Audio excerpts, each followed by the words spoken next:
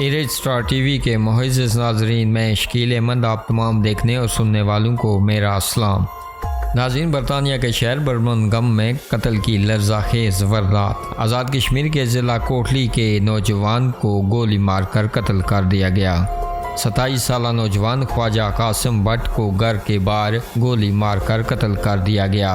नाज़रीन, कासिम भट्ट सुबह सवेरे घर पर दस्तक होने पर बाहर गए। नामालूम अफराद ने गोली मारकर कत्ल कर दिया। कातिल फरार नश को बर्मिंघम हॉस्पिटल मुंतकिल कर दिया गया।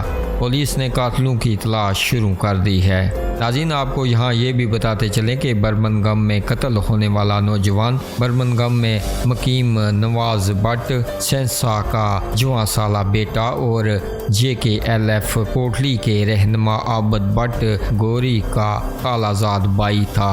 नाज़रीन, अल्लाह पाक से दुआ है कि अल्लाह पाक मरहूम को जन्नत अल फरदौस में आला मकाम अता फरमाए और वालिदैन को ये अजीम सदमा बर्दाश्त करने की तौफीक अता फरमाए। आमीन सुम आमीन।